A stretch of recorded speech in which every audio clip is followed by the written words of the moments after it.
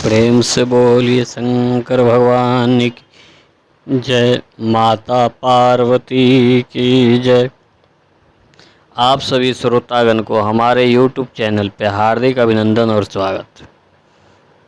आज एक दंत संकष्टी चतुर्थी व्रत है। भक्तों ने गणेश भगवान की प्रसन्न करने के लिए व्रत रखा है। सुबह जल्दी उठकर भक्तों ने पूजा अर्चना की और व्रत का संकल्प लिया है।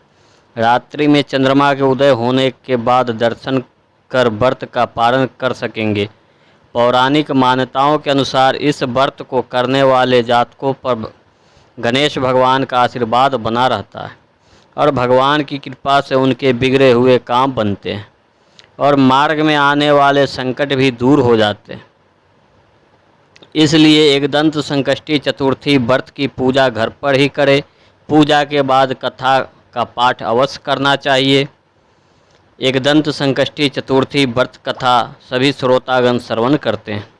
पौराणिक कथा के अनुसार भगवान विष्णु का विवाह लक्ष्मी जी के साथ निश्चित हुआ। विवाह की तैयारी होने लगी। सभी देवताओं को निमंत्रण भेजा गया, परंतु गणेश जी को निमंत्रण नहीं दिया। अब भगवान विष्णु की बारात जाने का समय आ गया। सभी देवता अपने पत्नियों के साथ विवाह समारोह में आए। उन सब ने देखा कि गणेश जी कहीं दिखाई नहीं दे रहे हैं। तब वे आपस में चर्चा करने लगे कि क्या गणेश जी को नहीं न्योता है या स्वयं गणेश जी आए नहीं हैं। सभी को इस बात पर आश्चर्य होने लगा। तभी सबने विचार किया कि क्यों न विष्णु भगवान से इसका कारण पूछा जाए। विष्णु भगवान से पूछने पर उन्होंने कहा कि हमने गणेश के पिता भोलेनाथ महादेव को न्योता भेजा है। यदि गणेश जी अपने पिता के साथ आना चाहते हो तो आ जाते। अलग से न्योता देने की कोई आवश्यकता भी नहीं थी। दूसरी बात यह है कि उनको सवा मूंग, सवा मन चावल, सवा मन घी और सवा मन लड्डू का भोजन दिन भर में चाहिए। यदि गणेश जी नहीं आएंगे तो कोई बात नहीं, दूसरे के घर जाकर इतना सारा खाना पीना अच्छा भी नहीं लगता। इतनी वार्ता कर ही रहे थे कि किसी ने एक सुझाव दिया, यदि गणेश जी आ भी जाएं तो उनको द्वारपाल बनाकर बैठा देंगे कि आप घर की याद रखना। आप तो चूहे पर बैठकर धीरे धीरे चलोगे तो बारात से बहुत पीछे रह जाओगे। यह सुझाव भी सबको पसंद आ गया तो विष्णु भगवान ने भी अपनी सहमति दे दी। होना क्या था कि इतने में गणेश जी वहां आ पहुँचे और उन्होंने समझा बुझाकर घर की रखवाली करने के लिए बैठा दिया।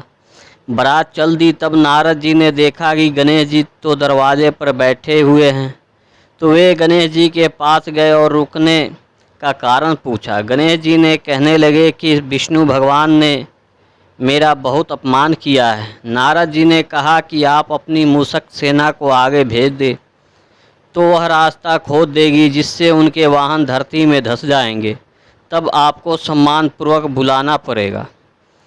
अब तो गणेश जी ने अपनी मूषक सेना जल्दी से आगे भेज दी और सेना ने जमीन पोली की तरह पोली कर दी। जब बारात वहाँ से निकली तो रथों के पहिया धरती में धंस गए।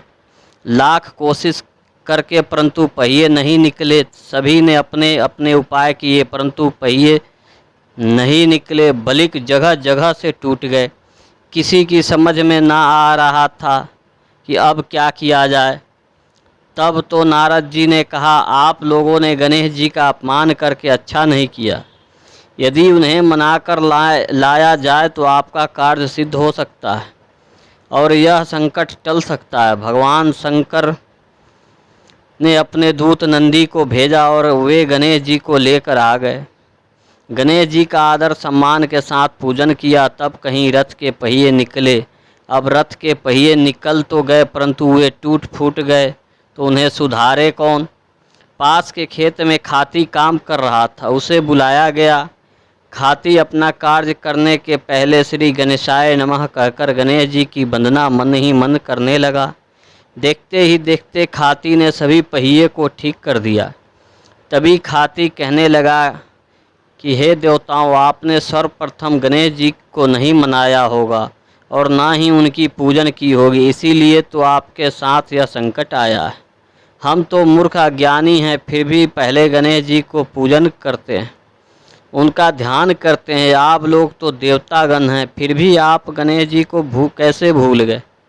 तब आप लोग भगवान श्री गणेश जी की जय बोलकर जाएं तो आपके सब काम बन जाएंगे और कोई संकट भी नहीं आएगा। ऐसे कहते हुए बारात वहाँ से चल दी और विष्णु भगवान का लक्ष्मी जी के साथ विवाह संपन्न करा के सभी सकुशल घर लौट आए। हे गणेश जी महाराज, आपने विष्णु भगवान को जैसी कारज सरियो, ऐसा कारज सबको सिद्ध करें। बोलो गजानंद भगवान की जय।